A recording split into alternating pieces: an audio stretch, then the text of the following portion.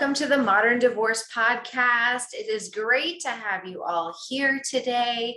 And today we're going to be talking about long-term marriage, untangling the finances after a very long-term marriage, and the myth of being able to separate your emotions from the business of getting yourself divorced. And today we've got a CDFA, mediator, divorce coach, all-around expert in the issues of divorce and finances, Brenda Bridges. Brenda, welcome to the show. Thank you, Billie. I'm thrilled to be here. Yeah, it's great to have you here. So your journey to divorce was a personal one, like most of ours. Can you tell us a little bit about that? Sure. I landed here without a plan, but it's become my passion. I was married for quite some time, and I was doing raise the kids. I'd left my career, raising the kids, doing the volunteer thing, really being the chief operating officer of the house. And then my then husband lost his job. About a year and a half later, he asked for a divorce. He said he was done. When he lost his job, I was actually teaching yoga and parenting, and went, oh, this will not pay for college. It doesn't have health insurance and so on. I need to pivot. So I became a financial advisor, and I had been doing that for about a year and a half when we started the divorce process, which took about a year and a half, a little shy. And after going through that process, I said, there's got to be a better way. There were a lot of mistakes. I didn't feel like so many of us do, like I could find the resources that I wanted in order to go through divorce the way I wanted to navigate it. So that's when I started down the path of learning all about divorce and became a CDFA, so a Certified Divorce Financial Analyst. And then that just grew into the mediation and divorce coaching to kind of round out the part that I can support people in and supporting attorneys in the legal process of divorce. Yeah, absolutely. Okay, so then I'm assuming the divorce process you went through was litigation. Actually, no. It was collaboration, but it was not necessarily, in my opinion, in a look back, like knowing what I know now and looking back, it wasn't necessarily the most well-suited to our situation and relationship. Okay. And that's one of the things I really try to work with my clients with at the beginning, kind of matching their situation, their personalities, their ability to communicate, their complexity, all the things, kind of matching that to the process. Because if you start out in a more aggressive process, it's really hard to walk it back. You can always start out in a gentler process like mediation. And then if that's not working, you can, I guess, how do we say it? I hate to say more aggressive, but it can be. Go to a more traditional litigation-based model. Yeah. But once you start that way, it's really hard to say, hey, just kidding. Let's mediate this thing. It's a great point. It's a great point. The most successful mediations, in my opinion, are those that happen either before the divorce is filed or after the divorce is filed, but when everyone knew from day one, we're really going to do our best to not ever go to court on this. And everybody's mindset has been from day one, we're going to be able to work something out. I agree. But it's hard. It's really hard to make that work. So how do you determine when you're advising people whether or not they should try one aspect or another? Well, I think that's a really great question. And I would also qualify, I don't determine it, right? They do. And I look at it as my job to point out pros and cons and educate them so that they know they have these options. And then they pick where their heart is, where their relationship goes. And then they're much more likely to have a long-term view, like a goals-based view. They're not looking at right now in this moment. They're not even looking at just the day the divorce is final. They're looking at the rest of their lives and how do we want this relationship to look, especially if they have kids. So if they can project themselves forward in that story, then I find they're more likely to find the process that best suits them. And sometimes they it works both ways. They might want to mediate, like it sounds in tune with where they want to go, but they're just not in a relationship where they can communicate. And if they can't be at the same table, whether physically or figuratively, and have conversations about difficult things, then mediation probably isn't the right choice for them. So backing up to your question, it really is kind of walking them through, what is your relationship like? What do you want this to look like? Are you able to communicate, and how?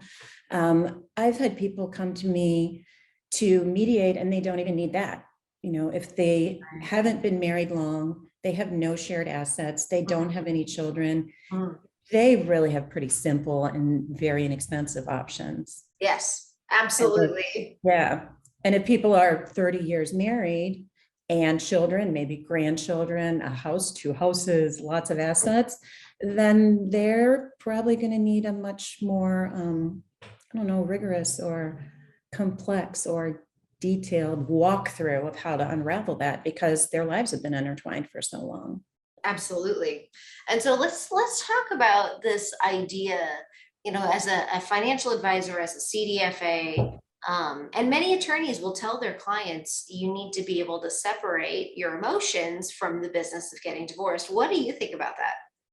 I think it sounds good. And I think, in all honesty, it's impractical. Yeah. We are emotional beings. That's how we go through our lives. That's how we walk on this planet, right? So if someone is able to sit down and look at a balance sheet or a spreadsheet or a division of assets and totally erase their emotions from it, then that would be brilliant. And yes, separate it. It's a business decision, except it's not, because it might be something that's monetary, like a pension. Someone might be very emotionally attached to that. If they've worked at this company for 30 years to earn that pension, it is still most likely a marital asset, but that's a really hard thing for people to let go of and just say, oh, you take half of it. I get it. We've been married 30 years, so let's just split it and move on. There's an emotional attachment to that. There could be, I'm sure we both see the house is very likely to have an emotional attachment for a lot of different reasons. Yeah. And frequently people want to keep the house, and it doesn't matter which party. They might have lived there for a long time. There are a lot of traditions there. There is a lot of, again, emotional attachment, but it's an asset. So do they look at it just as an asset? Probably not. It's probably hard to filter through all of that. And then even so, if one party gets the house and they don't have the financial means or understand what it's going to take to keep the house, not only from a paying the bills, paying all the associated cost point of view, but as much as you can have a lovely emotional attachment, you can have a negative emotional attachment, or it can arise later. What if you weren't the one who cleaned the gutters and mowed the lawn and fixed the furnace and took care of all those things, and suddenly you're in charge of doing that, but you're not equipped to do that, Right. Financially or emotionally? I think there are so many things that are really intertwined financially and emotionally that I don't expect people to be able to make those decisions just on a financial basis. And I think that if we acknowledge the emotions of them and talk about the attachment in that way, that people can move through it and make a better logical decision informed by their emotions, because they've addressed them, instead of, oh no, just look at the numbers. Absolutely. I think you're right. And it's also, that's not true. That's not only true with regards to finances. It's also true with regards to parenting. And many times people are creating parenting plans where they're splitting birthdays, or they're splitting the holiday in half or something like that. And they don't realize that those types of decisions now can lead to a prison later, where you're not allowed to ever leave and go away with your kids. And they're transitioning midday. And so it's just so much of making a good choice about your divorce starts with figuring out, where do I want to be in 5 years? What do I vividly want my life to look like? What might it look like? Let's say I'm remarried. Let's say I'm single. What would I want to be doing with my life? do I want to spend time with gutters and mowing the yard, or do I want to downsize? How much Right. money and what assets do I need to have the life I want to live later? Mhm. And I think that when we get like straight into the file, serve papers, find what your neighbor, cousin, aunt, uncle, whomever says is the most aggressive attorney out there to fight for you. If you go straight down that road without even considering that longer term vision, then like we said at the beginning, it's hard to walk it back, but it's also hard then to get yourself out of that mindset.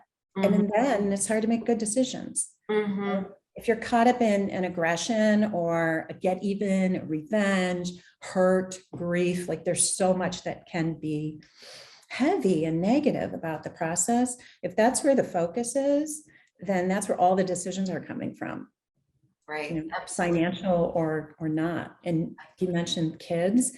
The other thing that I see happen as they walk through decision making, like you said, you can end up in a jail if you're making decisions now for a 3, 5, and 7-year-old, and you're not projecting to when they're 13, 15, and 17. And your parenting plan is so concise and so restrictive,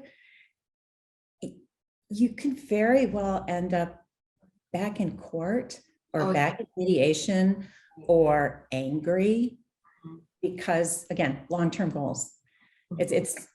It's not really a short-term process, especially, and I'm not talking about just the time it takes to get divorced.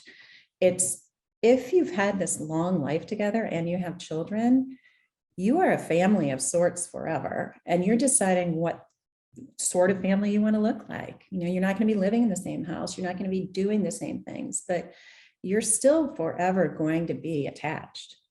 Right. Yeah, you are.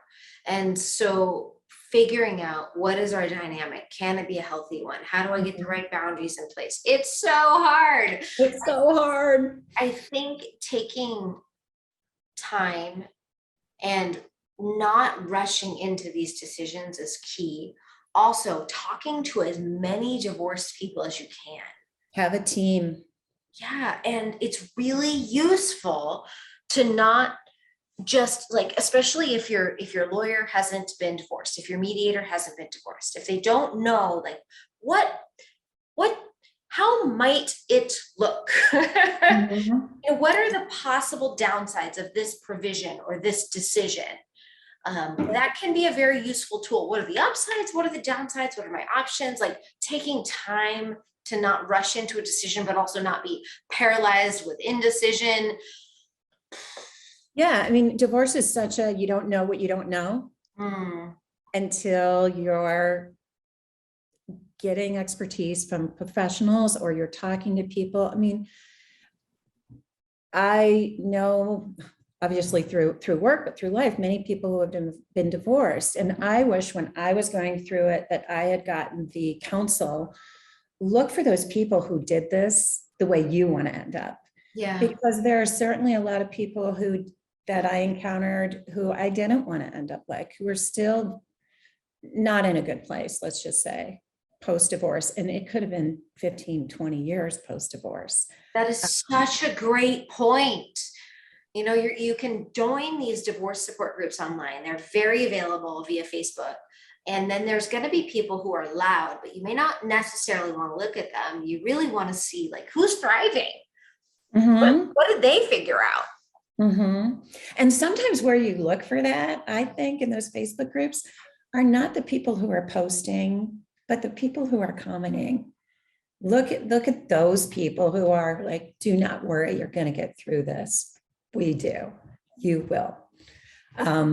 So it's part of it is ferreting out that positive bent or aspect, because you're then more likely to have a positive outcome. And it's not to say like I sound like a yoga teacher right now when I'm talking. I don't sound like a financial advisor. So I'm not saying disregard that. I'm saying they're just completely interrelated. So if you weren't the family CFO, if you were taking care of operations, not money, you definitely need to get yourself educated about these decisions. You need to know what is there, what it means, what the ramifications of splitting it are, whether, we talk about things or go through when we're looking at division of assets, like how do we make it less costly to just divide them? Absolutely. And that's something that, in all honesty, it's not often considered, or it is often not considered, is a better way to put it, where people will just put everything in 2 columns. They might have 20 accounts and they divide them all in half. Well, we pay to divide those accounts if they're retirement accounts. So it might not be budget smart, and there's paperwork to do, and so on and so on. So it's taking a 50,000 foot view of what you've got, and then trying to be creative and positive in the best way to make sure people understand what they have, and then how to best, and sometimes creatively, split it up to suit, again, their lives going forward, suit their goals. Absolutely. And people make common mistakes like, I'm going to keep the house as my settlement, but you can't take the house and buy groceries with it, and you can't take the house and go on a vacation with it, and so on and so on. Like, it's not, we call it liquid, and we know what we're saying, but basically it's, do you have cash to live on? It might be even on that spreadsheet, but if you can't access it, it's not a viable settlement. And that's one thing, we started out talking a little bit about long-term divorce. That's one thing that really comes into play, because if a couple has owned a home or been married for a long time, owned a home, have a few retirement accounts, maybe more in their assets, then it's a much higher ticket decision that they're making, and they have a much shorter runway to recover from any mistakes. So if they're not thinking about, if someone is 55 or 60 and they've been out of the workforce, and they're thinking of, I'm going to take this, let's call it $5 million and divide it in half. I have $2.5 million. I'm golden. I'm going to be fine. But if they had a really expensive house and all the money is tied up in that, and or a retirement account, that, let's not make them 60 or 65, let's make them 57. They can't access it without penalty. Right. It's walking through all the details of the reality of the finances and the attached emotions. And then, can you map this onto the life you want to live, or the life you and your children want to have? And let's even say that you might want for your ex, because you do in some way, shape, or form take that into consideration. I think so. I think absolutely. No one really wants to see very few, I should say, maybe not no one. Very few people want to see their ex out on the streets. Most of us want them to do, well, especially if they have anything to do with our children, but even if they don't, So how is it that people work with you? There are a multitude of ways. It depends on their process. Usually we'll do an intake meeting, we call it a strategy session, and talk about where they are and what they want life to look like. They talk about their goals, their situation and their goals, and then kind of match it up. I can work as an advocate. So if someone is in litigation, and usually this is the person who didn't deal with the finances, then I work with them and their attorney to figure out their financial situation, to make sure that they understand what they have and how it works, to talk to them about down the line. We put together, it's a dirty word, but budgets, and make sure they understand it. And we can see a big discrepancy where they know what groceries cost every month, but not necessarily the utilities if they haven't paid them. So it's really getting into kind of the nitty gritty of living, what it costs, and then forecasting what your life is going to look like down the line. Excuse me. So that's kind of as an advocate. And when we're in the process of divorce and litigation, and I'm working as an advocate, we're also assessing financial settlements. So if an offer is made in a negotiation, it's really looking at that and saying, Is it equitable? Does it meet your goals? Where are potential pitfalls? And it might be things as specific as, let's make sure that pension we're talking about divided can be divided, because some can't. You know, make sure that if we're putting a future value on something that you can't access for 10 years, it's a real value. So it says a financial support system to the attorney in the case of litigation. That's as an advocate. And if I'm working as a neutral or a mediator, and that's more mediation and collaborative, then I'm there just to educate and provide options. So as people are working through their scenarios and their solutions together, it's here's how that might look down the road. And sometimes in that scenario, we can chart or graph or spreadsheet it or however the visuals appear. When people see how what they're either asking for or proposing in a settlement, how that plays out 5, 10, 20 years down the line, and there's a huge discrepancy, in my experience, more often than not, people will take pause and go, oh, okay, I see this differently now. And they're more able to come to the table and talk about how it's going to be to live based on their and this is their financial part, instead of the, oh, wait, the raw numbers of it, like that's 52% and you should only get 50. It takes it out of positional and puts it in an experience. I think what you said is so important. Many, many, many people get stuck in, is it fair? Did I let him get away with something? Did she come out ahead? Did he come out ahead? Instead of, what does this mean for my future? So getting into, what does this mean for my future? What is my future going to look like if we do X, Y, or Z? Really will help come to an agreement that is suitable for your whole family. Right. And if both people are able to see, what does my future look like? And if both people are able to see, we're both going to be okay. Yes. It's a palpable feeling in the room when that happens in the room together, where it's like, oh, all right. And it diffuses things quite a bit. So that's the financial neutral part. And then I also work as a coach. And in that case, it's like being a thought partner for people. And sometimes, a little kick of reality in there. If someone is very hurt and they're going into divorce, like, I'm going to take him to the cleaners or her to the cleaners, and I'm going to get revenge. Well, if you're in a state that has very cut and dried settlement laws for child support or spousal support, if you pursue that path, you're just likely to have a very long, drawn out, angry and expensive process. As opposed to saying, here's a range that you can expect. Or like really helping people sometimes, and those are hard discussions, realize that's not a reasonable expectation. Yes. Let's get to one that is. Yeah. So those are kind of the different modalities. Fantastic. And how do people find you? They find me. Website is bridgingdivorcesolutions.com.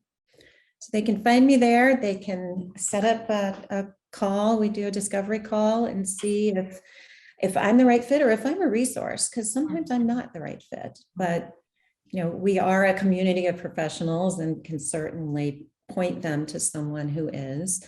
And then can I do a book plug? Is that do it? Plug it.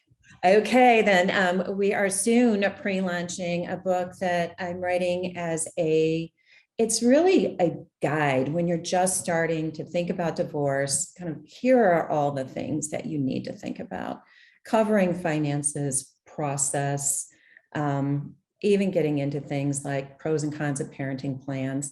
So it's not a be all and end all, because every divorce, like every marriage, is totally individual.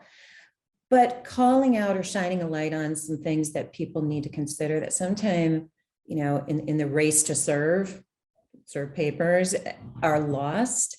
Hopefully it'll help educate people about their choices and their options moving forward and how to keep centered on a long-term goal.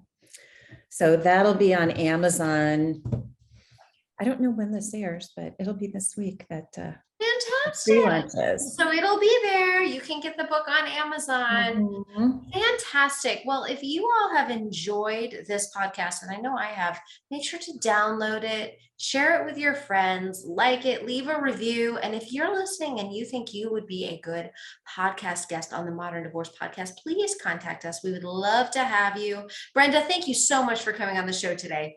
Thank you. And let me tell you, thank you so much for doing what you do. I think it makes a huge difference in the people's lives who are getting divorced and generations to come, like literally their families, their kids' families, and so on. So thank you. You are so welcome. And you're right. The way we divorce does affect our family for generations, which is not something that people usually think about. So I'm glad you said that. Have a wonderful day. Thank you. Bye. Bye-bye.